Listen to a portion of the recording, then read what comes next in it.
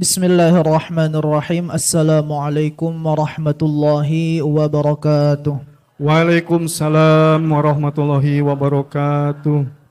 Innal hamdalillah nahmaduhu wa nasta'inuhu wa nastaghfiruh wa na'udzu billahi min syururi anfusina wa min sayyiati a'malina. May yahdihillahu fala mudilla lahu wa may yudlilhu fala hadiyalah. Asyhadu an la ilaha illallah wahdahu la syarika lah wa asyhadu anna Muhammadan abduhu wa rasuluhu alladzi la nabiyya wa la rasula ba'dah. Allahumma shalli wa sallim ala nabiyyina Muhammadin sallallahu alaihi wasallam wa alihi wa sahbihi wa mawalah. Qala ta'ala fi kitabihil karim wa huwa asdaqul qailin. A'udzu billahi minasy syaithanir rajim. Bismillahirrahmanirrahim. يا أيها الناس اتقوا ربكم الذي خلقكم من نفس واحدة وخلق منها زوجها وبث منهما رجالا كثيرا ونساء واتقوا الله الذي تساءلون به والأرحام إن الله كان عليكم رقيبا وقال أيضا إنما المؤمنون إخوة فأصلحوا بين أخويكم واتقوا الله لعلكم ترحمون. Sadaqallahul azim. Hadirin rahimakumullah. Pertama-tama marilah kita panjatkan puji kita ke hadirat Allah Subhanahu wa taala yang mana atas nikmat yang telah Allah takdirkan kepada kita, kita masih diberikan umur, diberikan nikmat iman dan Islam.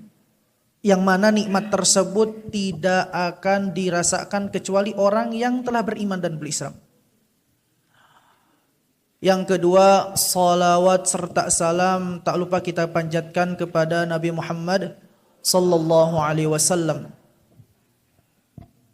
yang atas perkorbanan beliau kita sampai sekarang masih bisa merasakan nikmatnya ukhuwah, nikmatnya persaudaraan sesama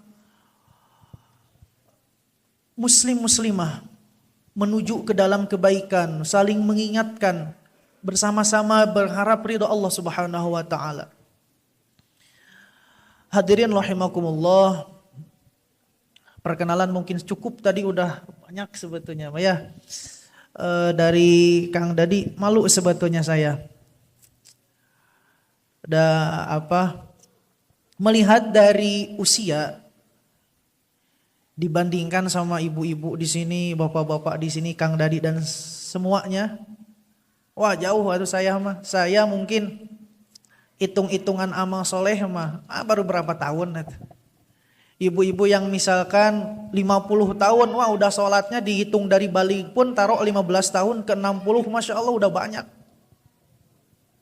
Lah saya baru kamari. Atau lihat anak yang kecil, ya Allah kita mah apa? Kita sudah diliputi dengan dosa, dah anak kecil belum ada bersih dari dosa. Makanya jangan sampai ada kita merasa, jangan sampai pernah ada di dalam diri kita merasa bangga lihat ke atas karena pencapaian, merendahkan ke bawah karena masih di bawah secara pengalaman. Padahal dalam doa pun tidak ada dan tidak mungkin kita bisa menjamin atas diri kita mana yang diterima, mana yang diijabah oleh Allah. Tidak ada yang bisa menjamin. Ada orang yang tinggi secara harta, itu tidak berpengaruh buat Allah. Tinggi hartanya, jabatannya, pangkatnya, relasinya dan sebagainya, ilmunya bahkan, apakah akan menjamin dia selamat di dunia wal akhirat? Tidak. Jadi mudah-mudahan kita diberikan keikhlasan sehingga kita selamat di dunia wal akhirat. Saya pun terkadang, ini mas saya karena saya itu sebetulnya lebih suka mengajar. Saya ada anak santri, jadi gaya-gayanya ngajar ini mah ya, jadi belajar bersama mungkin ya, nggak apa-apa. Ada qaul Imam Ghazali itu seperti ini. Ini di dalam berdakwah ada yang perlu kita wanti-wanti sebetulnya. Hal yang perlu kita takuti justru berdakwah. Maksudnya bukan dakwahnya, cara dalam berdakwahnya. Bukan dakwahnya baik mengajak orang ke dalam kebaikan, meninggalkan kemaksiatan. Tujuannya hidup dari Allah.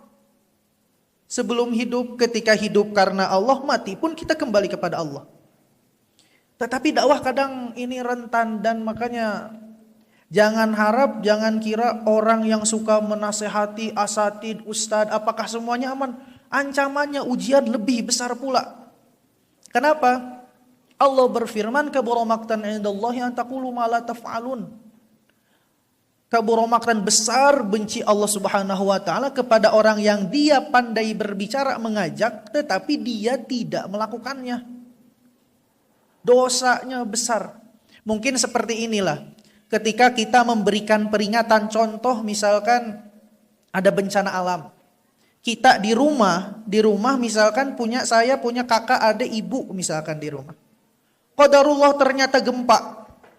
Ketika saya memberikan peringatan terhadap keluarga, apakah saya akan bertele-tele? Tidak, justru tidak. Saya langsung kasih inti, keluarga, kakek, ibu, adik, ayo cepat keluar, sekarang gempa, bahaya, udah segitu saja. Gak ada ketika mengajak untuk memperingati gempa, mengasih tahu bahayanya gempa, apakah saya harus ngasih tahu definisi gempa itu apa, dari mana sebabnya? Gak mungkin. Pun demikian di dalam berdakwah, gak usah panjang lebar sebetulnya. Kenapa khawatir? Khawatir kita terlalu banyak berbicara. Tetapi kita sebagai orang yang berdakwah justru tidak sampai ke tahap itu. Itu hal yang paling dikhawatirkan. Itu yang pertama. Orang yang berdakwah, menurut saya sebetulnya ini jadi teringat sama Kang Dadi barusan. Banyak yang disebutkan. Kita Allah berfirman juga, ittabi'u man la yas'alukum ajra. Orang yang pantas diikuti itu Kang Dadi itu insyaallah, masya Allah. Perlu orang yang ikuti itu oleh kita, yaitu orang yang tidak mengharapkan ajrun. Ajrun itu upah. Di dalam agama, orang yang patut diikuti, wejangannya diterima, nasihatnya kita tampak diterima, semua itu orang yang tidak pernah mengharapkan dunia. Kenapa tidak mengharapkan dunia? Kan Allah pernah berfirman, kata Allah seperti ini, nahnu qasamna bainahum ma'isyatahum. Allah itu telah membagi-bagi bagi semua orang kehidupan mereka di dunia. Jadi yang berdakwah tak perlu kita pusing. Allah telah membagi buat saya, kok saya mau harta saya banyak, ya Allah alhamdulillah. Mungkin seperti ini. Mungkin ujiannya pun sama besar, diperhitungkan semua. Sedikit ya Allah menakdirkan saya segini. Apa buat saya memikirkan itu? Saya protes atas apa yang terjadi dengan saya. Sama halnya dengan protes terhadap Allah dari ayat nahnu qasamna bainahum ma'isyatahum. Allah itu telah menentukan ma'isyatahum, penghidupan manusia. Seakan kita protes atas ayatnya di Al-Quran. Protes ayatnya di Al-Quran gimana hukumnya? Gak boleh. Gak boleh. Ragu sedikit pun gak boleh kita terhadap Al-Quran. Allah berfirman misal, walaqad yassarnal Qur'ana lidzikri, Allah telah memudahkan Al-Quran itu untuk berzikir. Kita ngapalin kok hese wae gitu loh. Kok susah? Wah ini mah saya mah gak bisa, susah misal.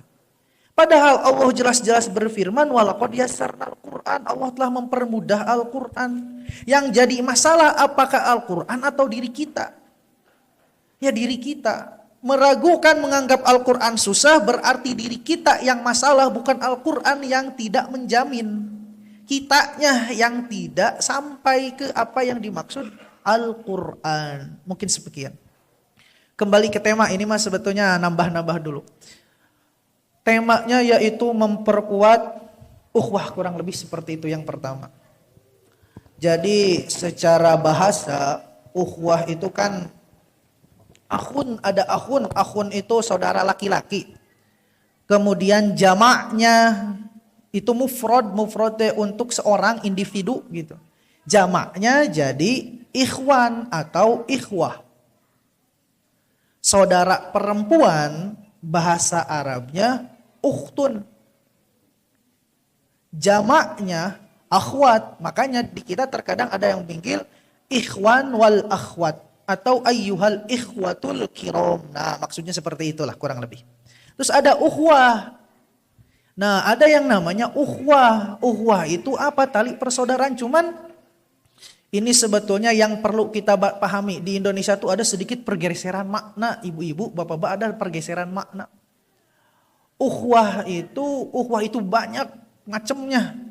Ukhwah tuh ada ukhwah Islamiyah, persaudaraan sesama agama Muslim.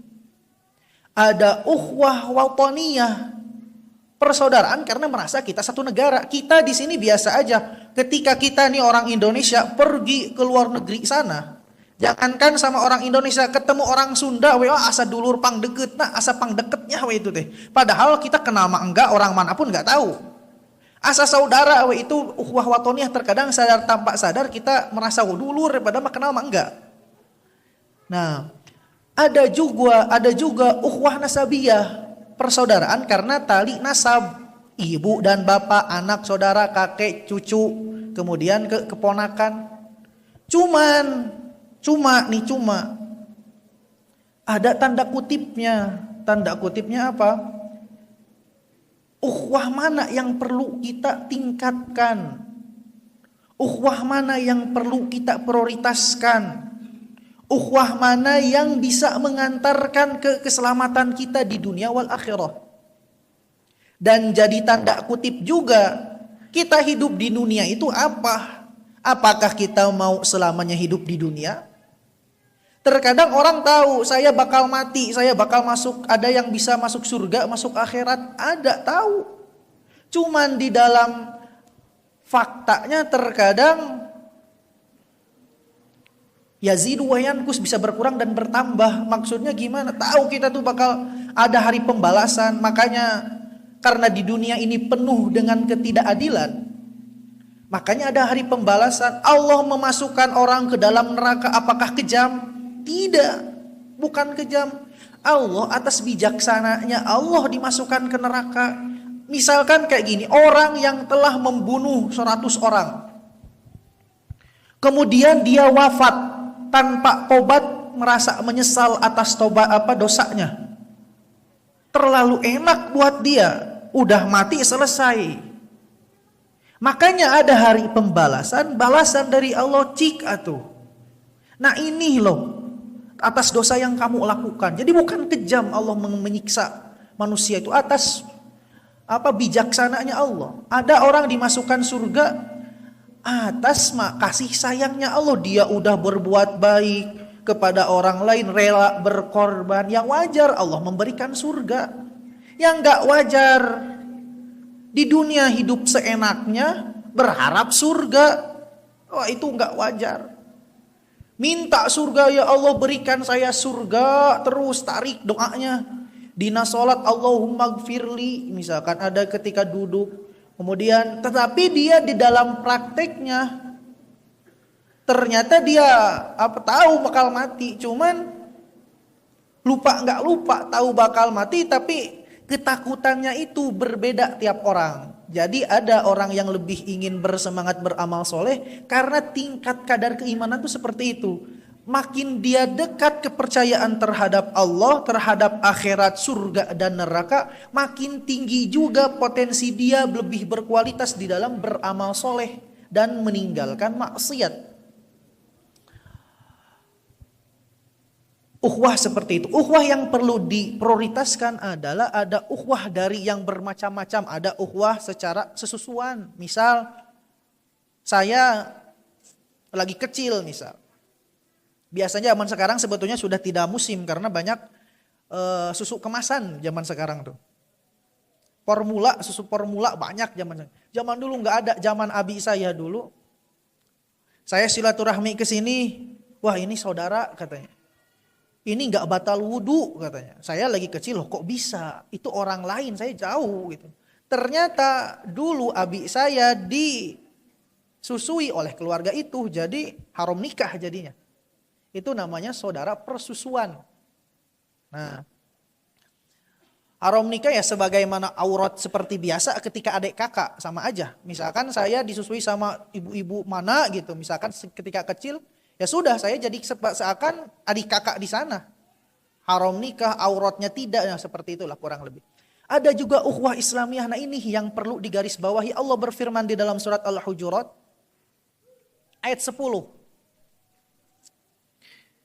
Innamal mu'minuna ikhwatun fa aslihu baina akhwaikum. Kita itu sesama orang muslim itu ikhwah.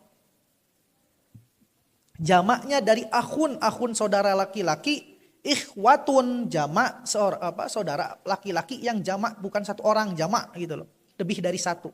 Kenapa cenah ari perempuan berarti nggak dianggap saudara? Ya tidak. Bukan tidak dianggap saudara, nggak gitu loh maksudnya. Karena Allah banyak berfirman di dalam ayatnya, contoh kayak gini.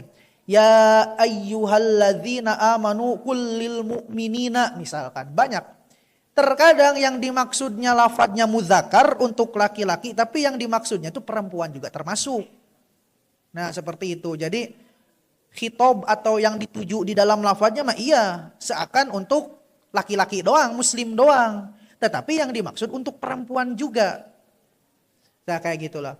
Kita itu ukhuwah Islamiyah. Innamal mu'minuna ikhwatun. Sesungguhnya kita sebagai orang muslim itu ikhwah. Ada tali persaudaraan. Kenapa maka harus sesama orang muslim itu disebut saudara? Karena ketika kita wafat, kita meninggal ketika kita wafat, ada orang-orang tuh sebetulnya seperti ini. Ini pelajaran buat saya, buat kita semua. Makanya di dalam kaidah yang biasa kita dengar, cintailah orang yang kalian cintai sewajarnya, dan bencilah orang yang kalian benci sewajarnya. Karena bisa jadi orang yang dibenci, siapa tahu nanti kelak dia akan kamu cintai, pun demikian sebaliknya.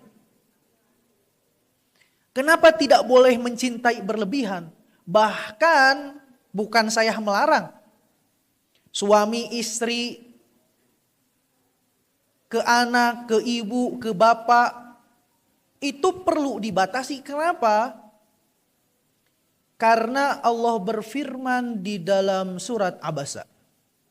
Fa'idha ja'atis sokhah. Ketika ditiup sangkakala, ketika kiamat mulai terjadi.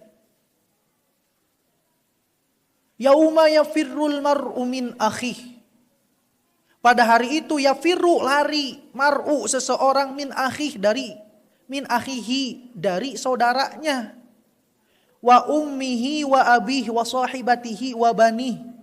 Dari ibunya, dari bapaknya, dari anaknya, dari saudaranya kita lari. Orang yang dianggap kita paling dekat kita lari nanti. Itu gak bisa dijadikan alasan relasi. Punten-punten misal. Saya punya abi misalkan, kiai. Apakah itu bisa dijadikan jaminan saya untuk bertemu dengan Allah? Tidak. Pun bahkan punya bapak seorang nabi pun tidak bisa jadi jaminan.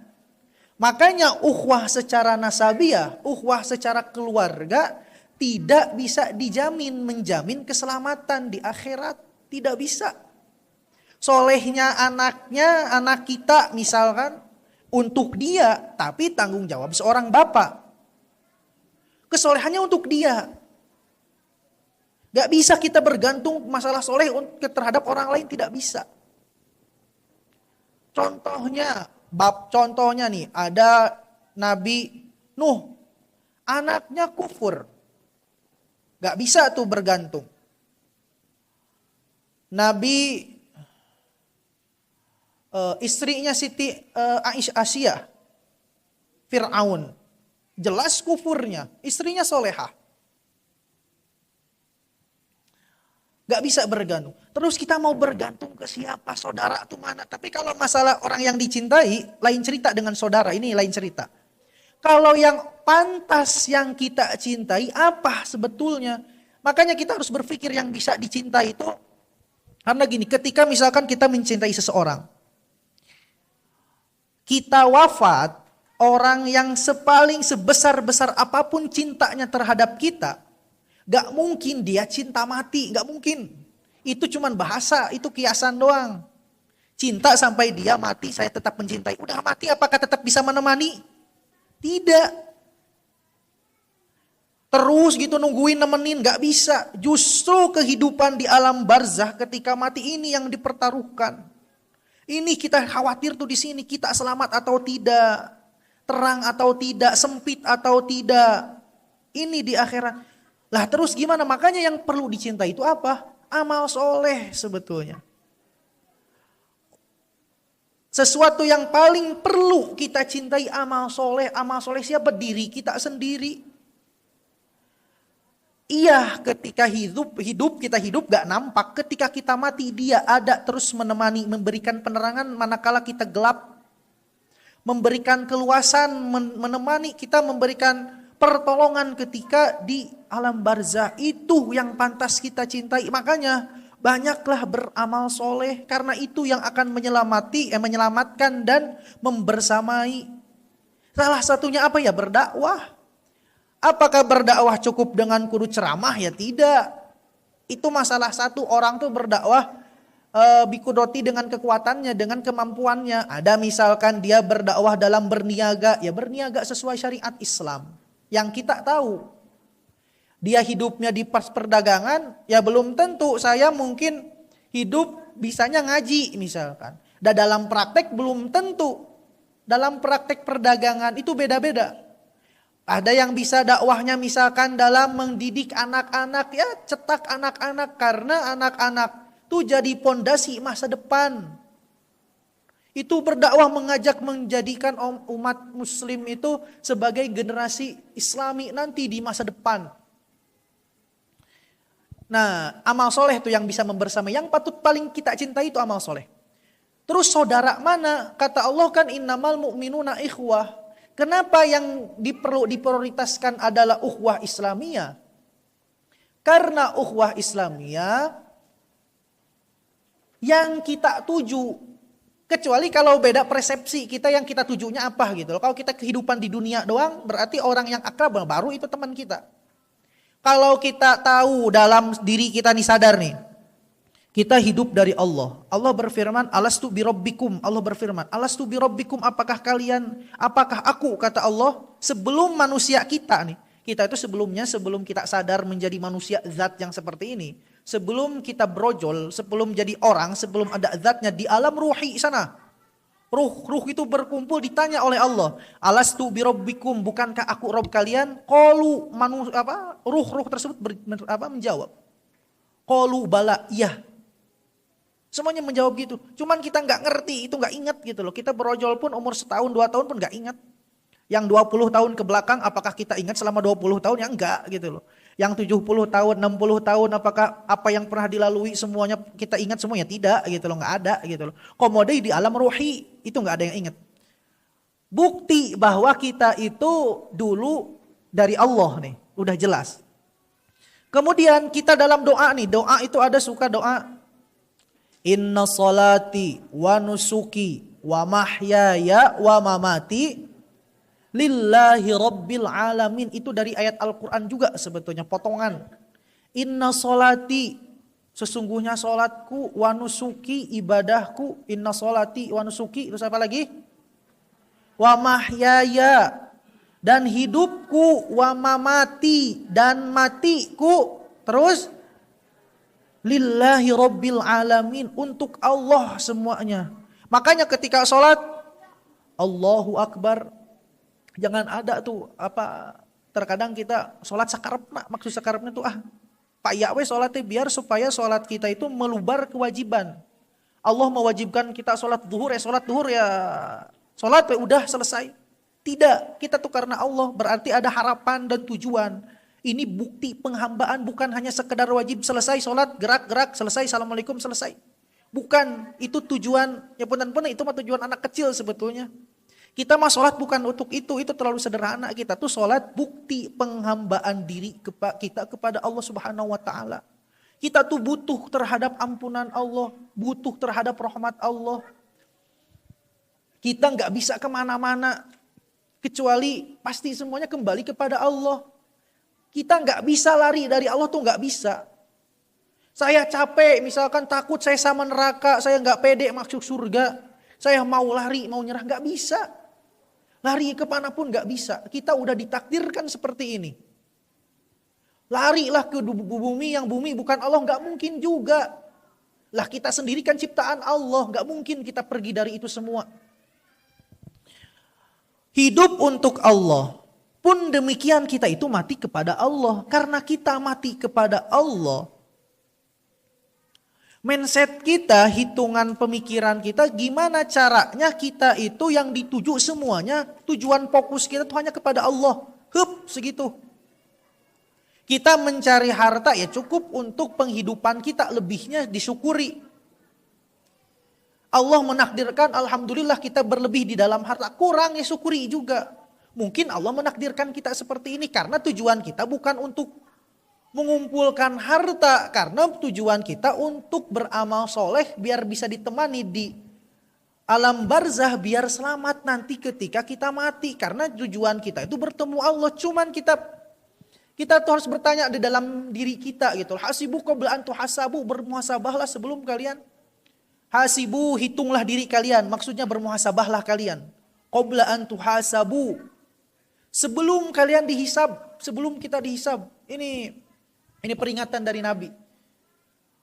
Kita tuh harus berhitung nih, kita amal kita sampai sekarang sejauh mana dekat kita kepada Allah. Apakah kita bisa menjamin surga di depan kita? Apakah kita bisa menjamin keselamatan kita? Kita sholat udah 10 tahun misalkan. Yang masih muda. Yang udah senior udah 20 tahun, 30 tahun. Apakah semua bisa menjamin? Tidak. Makanya ibadah kita semuanya harus berfokus, mudah-mudahan. Karena tidak ada rasa bisa menjaminnya diri kita. Makanya kita terus bermaksimal di dalam ibadah kita. Karena ibadah kita bukan hanya kudu sholat maghrib, selesai pulang, selesai.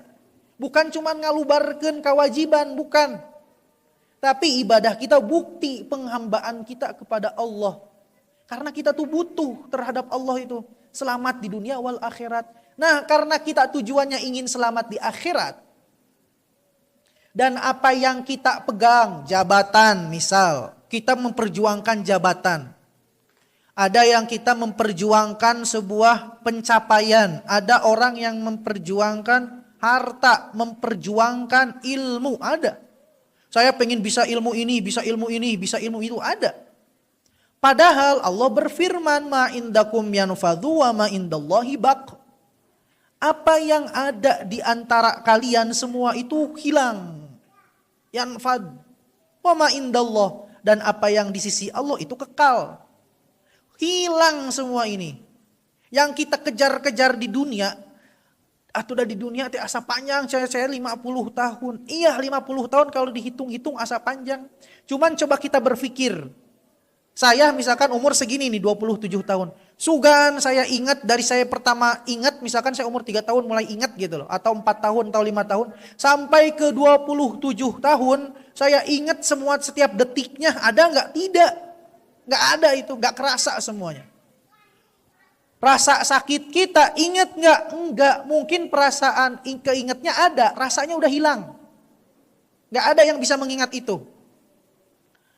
70 tahun pun sebentar dibandingkan dengan kekalnya kita di akhirat nanti. Makanya jangan sampai mempertaruhkan kehidupan yang sementara demi dipertaruhkan, diprioritaskan daripada kehidupan yang selamanya tanpa ada akhirnya.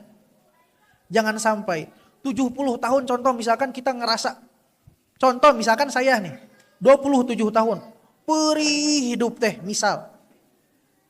Makan susah, minum susah. Wah semuanya serba susah. Aripek di umur 27 tahun tiba-tiba ada rizki yang min haitsu la yahtasib tanpa kita kira. Apakah kita akan tetap berlarut di dalam kesedihan? Tidak. Asana teh semua yang berlarut-larut kita sedih kita hilang semuanya. Seketika itu juga Cuman masih ingat, cuman tidak terasa lagi. Karena tergantikan dengan nikmatnya kita yang kita rasakan waktu itu. Komo bayangkan nih Ibu. Ketika kita masuk akhirat, kita selamat dapat rahmat Allah. Bertemu dengan Nabi, bertemu mendapatkan syafaatnya. Mendapatkan syafaat dari Rasul. Rasul ketika wafat, ketika di pangkuan Sayyidah Aisyah, itu yang dipikirkan siapa? Ummati gitu loh. Kenapa? Karena Rasul tahu betapa beratnya siksa dari Allah. Bukan karena Allah kejam, sekali lagi tidak. Allah tidak maha kejam, itu tidak. Allah syadidul iqab, iya. Allah itu syadidul iqab, keras. Azabnya itu keras. Cuman sekali lagi bukan karena kejam, Allah tidak kejam. Kita tahu bismillahirrahmanirrahim, Allah itu maha pengasih dan penyayang, kita tahu. Buktinya kita hidup sampai sekarang itu karena Allah tuh sayang sama kita. Kita bermaksiat kepada Allah, kita masih bisa diberikan kehidupan, diberikan waktu untuk tobat. Coba zaman Nabi Nuh, umatnya maksiat ditenggelamin semua. Zaman Nabi Lut, umatnya maksiat Sodom, suka sesama jenis yang merajalela zaman sekarang nih. Gimana yang terjadi? Mereka diambil, disuruh hilang. Nabi Nuh disuruh pergi. Perginya diam-diam subuh hari. Ketika datang pun malaikat. Ketika datang ke Nabi Nuh nih. Ke Nabi Lut. Datang dulu ke malaikat ke Nabi Ibrahim. Apa yang dirasakan ketika datang malaikat? Takut Nabi Ibrahim. Ya Allah, kenapa Pak? Kalian kenapa datang ke saya itu udah merinding. Pasti ada kabar besar sampai malaikat turun. Pun demikian datang ke Nabi Lut, yang terjadi apa? Saking zolimnya kaum tersebut nih kaum Nabi Lut. Karena mereka penyuka sesama jenis, laki-laki suka ke laki-laki, perempuan pun demikian, gak ada tertarik sama perempuan. Wal'iyadzubillah, ketika malaikat datang sugan takut, umatnya tidak, malah datang ke Nabi Lut pengen kenalan dan pengen ada keinginan terhadap malaikat tersebut. Na'udzubillah, Nabi Lut pun sampai bergeleng-geleng kaget seperti itu, takut. Akhirnya Nabi Lut diperingati, pergi. Umatnya gimana? Diadab, harita kene. Dibalikan, dihujankan ku batu, meninggal semuanya, tertampak tersisa. Lah kita umat sekarang nih, ada yang maksiat sakit rupa-rupa nak. Maksiat zaman Abu Jahal ada, zaman sekarang ada. Nabi Lut ada. Orang yang ngaku Tuhan zaman sekarang ada, ngaku Nabi ada. Cuman kenapa kita nggak diadab? Karena udah zaman dulu, contohnya udah ada, kita diberi kesempatan untuk bertobat ini tuh. Allah itu kita kan nanti akan meninggal. Allah itu syadidul iqab. Allah itu besar. Sampai Nabi pun, kenapa Nabi sampai ummati sebelum wafat? Karena tahu tuh, Rasul lebih tahu dibanding kita umatnya. Tahu atas adabnya dan tahu atas rahmat yang akan diberikan oleh Allah Subhanahu wa taala kepada kita. Allah Maha tahu. Nabi Muhammad itu lebih tahu daripada kita. Contohnya seperti ini nih. Contohnya mungkin seperti orang tua nih. Orang tua saking sayangnya terhadap anaknya. Hei, misalkan. Jangan memotoran lah, wengi-wengi mah jangan. Anaknya dengan polosnya kekeh pengen main. Sepuhnya mah ulah sampai dibentak, pokoknya dikunci pantolnya, dipaksa. Kenapa gitu seperti itu? Saking sayangnya, bukan benci. Kenapa? Takutlah dibegal misalkan, perempuan sendiri, takut ada yang gimana, pulang gimana nanti, makannya gimana nanti. Kemudian apakah dia bisa menjamin keselamatannya? Itu rasa khawatir. Rasul tuh seperti itu. Ngasih tahu adabnya karena Rasul tahu Allah itu syadidul iqab, besar. Makanya ketika wafat ummati, karena tahu ada orang gitu loh ya. Kenapa ummati sampai Rasul disebut-sebut? Karena umatnya kita, Rasul sebut-sebut Rasul Allah memberikan berupa syafaatul uzma, telaga Kautsar nanti. Kenapa disebut? Kita nih sebagai umatnya mudah-mudahan mendapatkan syafaatnya.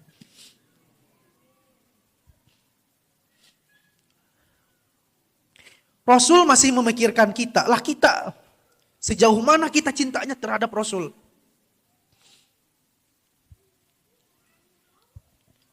Apa yang dipikirkan Rasul? Saya itu merindukan orang, mencintai orang, mendoakan orang, mengharapkan keselamatan orang, yaitu umatnya. Kenapa seperti itu? Karena dia bisa mencintai saya padahal bertemu dengan saya pun tidak. Mudah-mudahan kita termasuk orang yang ditunggu dan diharapkan bertemu dengan Rasulullah Shallallahu Alaihi Wasallam. Dan mudah-mudahan mendapatkan syafaatul uzma. Yang mana syafaat tersebut tidak akan didapatkan, tidak akan diberikan kecuali oleh Nabi Muhammad Shallallahu Alaihi Wasallam. Yaitu Nabi kita. Makanya kita banyak-banyaklah mengingat Rasul, meneladani. Cinta itu bukan hanya diucapkan tapi perlu dibuktikan. Buktinya gimana? Kita nggak ketemu dengan Rasulnya, menelaah sejarahnya, mengikuti budi pekertinya seperti itu. Kemudian ukhuwah Islamiyah lah. Kenapa kembali lagi ke ukhuwah Islamiyah? Kenapa perlu ukhuwah Islamiyah? Karena kita tahu nih di akhirat Allah memberikan azab karena rasa adilnya, karena sifat maha adilnya Allah. Memberikan surga, nikmat bertemu dengan Rasul, mendapatkan kenikmatan surga yang tiada akhir, yang tidak sebanding dengan pedihnya kita kehidupan di dunia. Itu tidak sebanding. Karena tujuan kita ke sana, makanya Allah tuh memberikan kisi-kisi kalau mau ujian. Bahwa keselamatan kita yang perlu diprioritaskan adalah ukhuwah Islamiyah. Kenapa ukhuwah Islamiyah? Karena ketika kita berteman, bersahabat, berkumpul secara Islam, atas dasar Islam, yang kita tuju itu keselamatan di akhirat, maka yang kita prioritaskan terhadap teman, yaitu mengajak untuk kesolehan. Meninggalkan sama-sama, yuk jangan lagi berbuat salah. Yuk kita ke masjid, gak bisa baca Quran, yuk kita belajar bareng. Sahabat yang perlu dipertahankan nih, dengan saya bersama dia, saya makin soleh. Nah itu sahabat yang benar-benar sahabat. Kenapa ukhuwah seperti itu? Pun demikian. Jika misalkan contoh nih, orang-orang di sini mungkin ada yang muda gitu loh. Memilih pasangan misalkan. Yang seperti apa yang perlu dicari, yang diharapkan. Yang saya ketika bersama dia, saya akan menjadi lebih soleh ataupun solehah. Teman yang baik, yang itu yang seperti apa? Yang ketika saya bersama dia, saya akan lebih bertakarub kepada Allah, dekat diri kepada Allah, takut untuk bermaksiat. Kalau kita berteman dengan dia malah makin banyak musuh, makin hese mau sholat. Bukan berarti kita tinggalkan, tetapi kita susah untuk mempertahankan orang seperti ini. Pemerihan kita nggak bisa ngajak, ya setidaknya jangan kebawakan gitu. Cari yang lebih soleh. Ya mudah-mudahan seperti itulah kita pertemuan seperti ini. Membawa kita menjadi orang yang soleh dan solehah. Nah karena ukhuwah Islamiyah seperti itu, maka ini yang perlu diprioritaskan, mengenyampingkan persaudaraan yang hanya sifatnya duniawi semua. Nasab itu duniawi, tidak bisa mempertaruhkan keselamatan kita di akhirat. Teman semasa SMP, SMA itu relasi, tetapi di akhirat gak jadi berarti. Yang paling berarti di akhirat apa? Takwa. Inna akramakum indallahi atqakum. Yang paling mulia di sisi Allah ketakwaan. Dengan bertemannya kita makin meningkat ketakwaan. Lah itu yang jadi titik poin utamanya. Makanya ukhuwah Islamiyah perlu dipertahankan. Kenapa? Karena ada di dalam hadis, ada 7 golongan orang yang pada hari itu tidak ada naungan kecuali naungan yang terhadap 7 golongan ini. Pada hari itu tidak ada naungan yang Allah berikan kecuali terhadap 7 orang ini. Salah satunya apa? Orang yang saling mencintai karena Allah. Dari 7 tuh. saling mencintai karena Allah, dia bertemu dan berpisah karena Allah. Pertemanan ini yang bisa selamat, ukhuwah ini yang bisa selamat. Maksudnya gimana? Saya bertemu karena Allah itu seperti ini. Saya ketika bertemu makin soleh, harapan saya bertemu dengan dia, menjalin hubungan dia agar kita makin selamat nanti di akhirat. Saya bertemu makin soleh, makin kental ibadahnya, makin banyak bersodakohnya jika dia lebih di hartanya. Makin banyak berzikirnya jika dia mampu dalam banyak waktu berzikirnya. Makin banyak misalkan mengajarnya jika dia mempunyai kapasitas di dalam ilmunya. Nah ini yang akan menjadi salah satu keselamatan. Karena kenapa? Semua itu hubungan hilang. Mau nasab, mau pertemanan, relasi. Itu tidak peduli apapun, itu tidak ada yang berarti semuanya. Amal soleh doang. Cuman kalau zat, manusianya yang bisa mengantarkan ke kesolehan itu juga bisa mengantarkan, tetapi menemani mah tidak. Allah juga berfirman, al-akhilla yauma idzin ba'duhum li ba'din aduwwun illal muttaqin. Hubungan semua itu tidak akan berpengaruh tuh kecuali dengan dasar takwa. Nah baru berpengaruh tuh nanti di akhirat. Ya mudah-mudahan nih ada namanya di akhirat itu kan syafaat. Jadi ada pertolongan misalkan seperti ini. Ada na'udzubillah. Ada orang misalkan masuk surga. Saya juga sebetulnya bukan merasa jaminan tidak. Saya pun sama. Kita semua sama. Mengharap ridho Allah, selamat di dunia wal akhirat. Tapi tidak tahu siapa di orang sini yang benar-benar lebih dekat dengan Allah, kita tidak tahu. Kita tidak bisa, wah katingalina sholatna getol, kelihatannya misalkan. Tahajudnya getol, apakah dia bisa dijamin ke surga? Belum tentu juga. Karena ada kisah orang 70 tahun beribadah. Bukan umurnya 70 tahun, tapi ibadahnya udah 70 tahun. Kemudian ada kabar dari malaikat orang tersebut, kamu itu bukan termasuk ahli surga. Na'udzubillah, ini tidak termasuk ahli surga. Kemudian apa jawabannya itu lewat malaikat. Malaikat menyampaikan dan ditanya lagi ke orangnya, ke orang-orang jawabnya apa? Saya beribadah kepada Allah. Karena merupakan bentuk penghambaan diri kita terhadap Allah Subhanahu wa taala. Bukan hanya ngalubar kewajiban. Ini benar-benar bentuk penghambaan diri saya kepada Allah. Allah memasukkan kepada saya ke neraka, mungkin kita itu belum pantas menjadi orang soleh. Belum pantas mungkin seperti itu. Jaminan kita nggak bisa. Mau masuk surga malu, mau masuk neraka kita nggak kuat, makanya kita ibadah lillahi ta'ala. Karena ini mah bentuk, akhirnya saya mau kumaha Allah mau kemanapun saya nampi. Seperti itu. Disampaikanlah ke malaikat. Akhirnya gimana? Kabarkan dia bahwa dia ahli surga. Ada juga orang yang maksudnya ibadah pun sama, tidak bisa menjadi jaminan.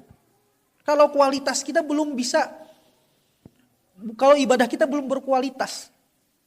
Ada juga orang yang soleh. Ibadahnya apa-apanya kenceng. Kemudian dia ternyata sama juga tidak bisa selamat. Kenapa kalau ini? Dia soleh sesoranganen. Dia soleh untuk dirinya sendiri. Saya sholat tahajud. Yang lain enggak, bodo amat, saya mah pengen selamat. Yang lain mah diantepkeun we tidur. Saya sholat subuh yang wajib dosa ditinggalkan. Kita sholat sendirian. Orang lain maksiat ditinggalkan, diantepkan, benci pun tidak. Malah alhamdulillah saya selamat, dia mah. Malah kita menyinyir terhadap orang yang seperti itu, bukan kita diajak. Itu amal seperti ini tidak bisa menyelamatkan kita juga. Makanya berdakwah itu penting seperti itu. Karena kita tidak tahu siapa yang akan lebih dekat kepada Allah, siapa yang akan lebih selamat ketika di akhirat. Makanya kita saling mengajak. Jangan sampai ada orang yang misalkan, contohnya misalkan kita punya sanak saudara, Nanti di akhirat minta pertanggungjawaban. Kenapa kamu masuk neraka? Kenapa kamu tidak bisa sholat? Kenapa kamu tidak pernah sholat? Gak menunaikan zakat? Dia bilang misal, saya tidak pernah diajarkan oleh si fulan. Sedangkan fulan tersebut, orang tersebut ada di sampingnya dan dia selamat. Bisa aja dia langsung diambil ke neraka. Karena lepas tanggung jawabnya tidak mengajak orang di sekelilingnya. Bisa banget seperti itu. Pun sebaliknya, ada orang soleh, saya soleh masuk surga misalkan. Kok saya tidak bertemu dengan si fulan. Padahal saya bisa kesini karena fulan. Dia dakwah terhadap fulan. Dakwahnya fulan, saya bisa masuk ke sini ke surga ini. Akhirnya apa yang terjadi? Ternyata si fulan di dalam azab Allah, di dalam neraka. Karena dia merasa saya soleh karena si fulan, diambillah dia di neraka, dimasukkanlah ke surga. Makanya mudah-mudahan yang hadirin hadirat di sini, manakala nanti kalian insya Allah mudah-mudahan ahli surga, gak bertemu dengan saya, tarik saya, takut saya tidak selamat. Ini karena orang yang pandai berbicara di depan, mengajak orang untuk beramal soleh ini, kabura maktan indallah antaqulu ma la taf'alun, benci besar bendu Allah tuh. Marahnya Allah tuh besar terhadap orang yang hanya bisa mengajak tetapi kita belum tentu bisa. Itu yang disebut ikhwah, makanya perlu ada namanya ikhwah secara ukhuwah Islamiyah perlu diprioritaskan, bukan berarti tahu seperti ini berarti bapak saya, ibu saya, bukan seperti itu juga. Ini maksudnya ini kan yang diprioritaskan ukhuwah Islamiyah. Kalau misalkan ternyata ibu kita juga, ayah kita juga seorang muslimah yang taat, ya udah ukhuwah secara sonak saudara secara agama yang sama-sama taat pun dia secara nasab juga dekat. Ya, alhamdulillah. Tapi kalau dibandingkan ukhuwah Islamiyah dengan ukhuwah nasabiyah, ya lebih kuat ukhuwah Islamiyah, pertali saudaraan dengan agama. Karena kenapa? Nabi Muhammad pun ini meminta, ini tidak bisa. Ketika pamannya yang membela, mau dibunuh pamannya paling depan, menjaga Nabi Muhammad. Berdakwah pedih dakwahnya tuh. Mendakwahi paman-pamannya garalak nawal ayat. Ngancemnya juga bukan ngancem kata-kata, sampai mau dibunuh tuh Nabi Muhammad itu. Bukan karena akhlaknya, cuman karena mengajak dalam soleh-solehah. Jadi menumpas semua perbuatan ribanya mereka, nikmatnya mereka ditumpas itu, jadi gak mau mereka itu. Ketika mau wafat pamannya, berharap tuh pamannya masuk surga dan didoain sama Rasul. Cuman kata Allah gimana? Innaka la tahdi man ahbabta walakinnallaha yahdi man yasha. Kamu itu Nabi Muhammad tidak akan pernah bisa memberikan petunjuk terhadap orang yang kamu mau. Innaka la tahdi man ahbabta. Kamu tidak akan pernah bisa memberikan petunjuk terhadap orang yang kamu cintai. Walakinnallaha yahdi man yasha, tetapi Allah itu memberikan petunjuk terhadap siapapun yang Allah kehendaki. Sayang Rasul itu terhadap pamannya, tapi kenapa nggak mau gitu loh, masuk hidayah tuh nggak mau. Makanya ini nggak akan bertemu. Rasul tuh nangis sedih terhadap pamannya. Orang yang membelanya, dicintainya kok nggak bertemu di akhirat sana. Ya Allah. Makanya ini ukhuwah Islamiyah perlu diprioritaskan seperti itu. Kalau dia keluarga secara nasab, teman dekat, ya itu makin-makin. Tetapi kalau jika tidak ada, ukhuwah Islamiyah tetap diprioritaskan. Kemudian yang kedua ada namanya memperkuat silaturahim.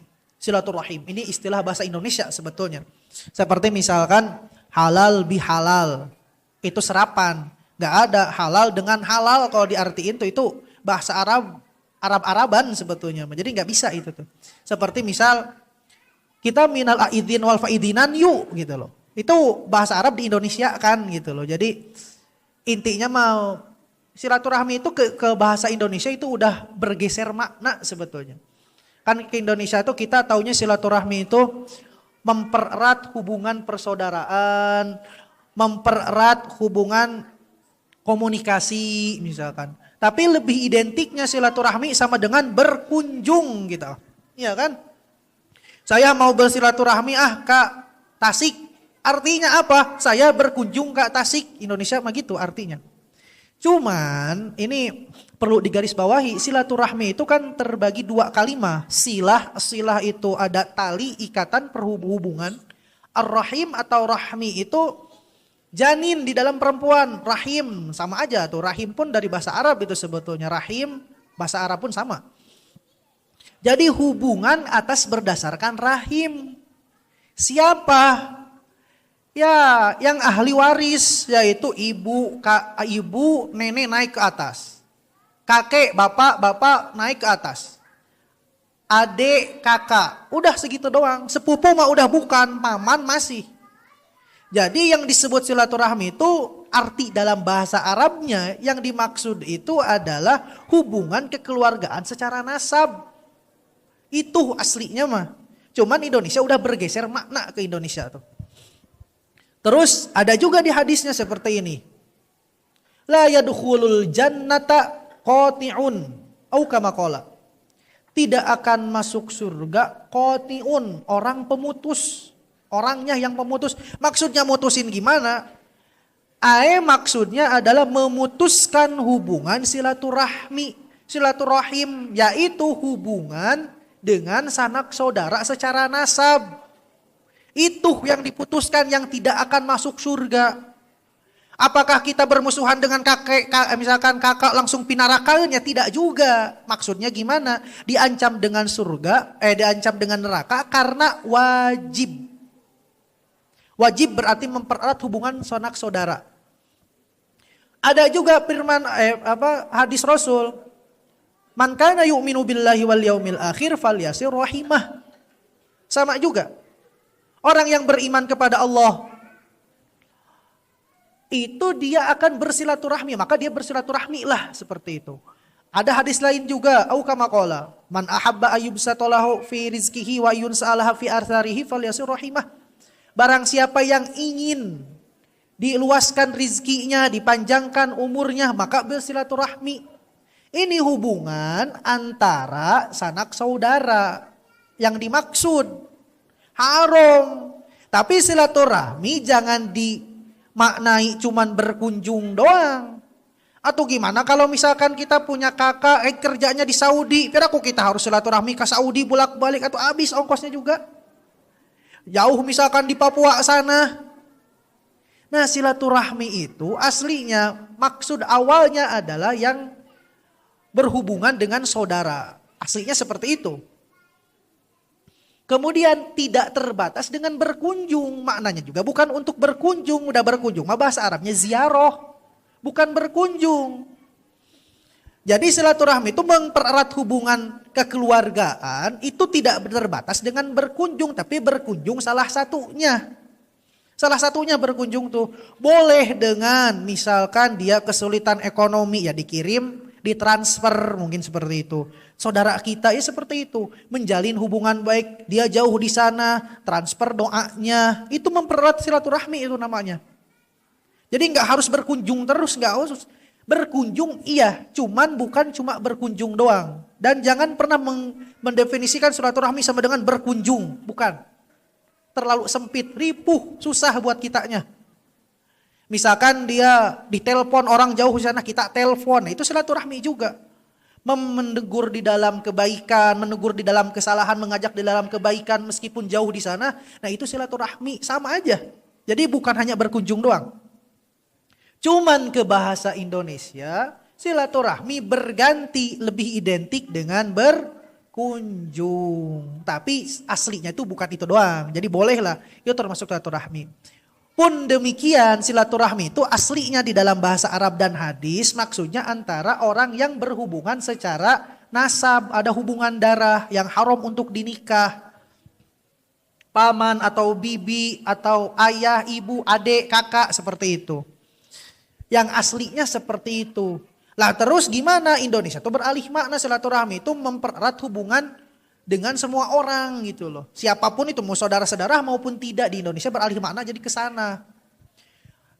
Tetapi kalau di dalam bahasa Arab sesama orang lain yang tidak ada hubungan darah itu bukan silaturahmi namanya. Aslinya itu seperti itu.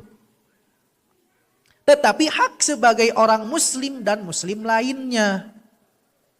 Rasulullah Shallallahu Alaihi Wasallam pernah bersabda, "Au kama qala," contohnya seperti ini, hak seorang muslim terhadap muslim lainnya situn ada apa? Ada 6. Yang pertama, idza laqitahu fasallim alaih, ketika bertemu maka berilah salam. Wa idza da'aka fa'ajibuhu, jika mereka memanggil orang muslim lain kita datang. Contohnya misalkan saya lagi kesusahan nih, misalkan kamu bisa nggak kesini ya datang. Nah itu contohnya. Idza da'aka fa'ajibuhu, idza laqitahu, ketika bertemu memberilah salam. Ada 6 nih hak muslim terhadap muslim lainnya. Kemudian wa idza atasha fahamidallah fashammithu, jika ada orang yang bersin kemudian dia bilang alhamdulillah, jawabnya gimana? Yarhamukallah. Nah itu termasuk hak seorang muslim terhadap muslim lainnya. Ketika yarhamukallah apakah udah? Belum. Satu lagi jawabnya apa? Yahdikumullah wa yuslih balakum. Nah jawabnya seperti itu. Kemudian wa idza maridha, manakala orang muslim lainnya sakit, fa'uduhu, maka dijenguk. Wa idza mata, dan manakala wafat, fattabi'hu, maka ikuti, maksudnya antarkan sampai ke makamnya, seperti itu. Itu hak seorang muslim. Nah, ranahnya orang muslim dan muslim lainnya yang tidak ada hubungan nasab, itu namanya hak seorang muslim dan muslim. Bukan silaturahmi atau rahim. Aslinya seperti itu. Silaturahmi itu aslinya pun bukan berkunjung, tetapi berhubungan orang yang sedarah, mengajak di dalam kebaikan, memberikan bantuan, apapun itu, menjaga komunikasi, mendoakan. Itu aslinya. Cuman bergeser ke Indonesia, silaturahmi itu mempererat hubungan baik sedarah ataupun tidak. Nah, kemudian hadisnya seperti ini. Kenapa perlu mempererat antara hubungan muslim baik ikhwah silaturahmi? Karena Nabi bersabda, au kama qala al-muslimu al-mu'minu, seorang mukmin dengan mukmin lainnya kalbunyan, seperti bangunan, yashuddu ba'duhu ba'dha, memperkuat yang lain dengan yang lainnya. Kemudian sambil Rasul tuh seperti ini nih, wasyabbaka asaba'ihi. Rasul tuh sambil seperti ini, jari jemarinya seperti ini, dibikin seperti ini. Maksudnya mengisyaratkan bahwa hubungan muslim yang lainnya dengan silaturahmi dan ukhuwah seperti ini akan kuat. Beda dengan orang yang sendiri, lulus. Nah mungkin seperti ini. Itu ukhuwah. Jika telah berukhuwah, tahu siapa yang perlu kita prioritaskan, silaturahmi itu kita jalankan, otomatis ukhuwah pasti didapat. Hubungan seperti pasti didapat. Jadi gak usah dibahas lagi, ukhuwah mah pasti dapat. Kalau ukhuwah sama silaturahmi dapat. Udah diprioritaskan. Kemudian taqarrub kepada Allah ya pasti dapat juga. Seperti kita lari otomatis capek mah dapat gitu loh. Silaturahmi dan ukhuwah otomatis taqarrub dan ukhuwah itu akan dapat. Mungkin seperti itu, ini mah bacewoknya dari saya, anak muda sebetulnya ya.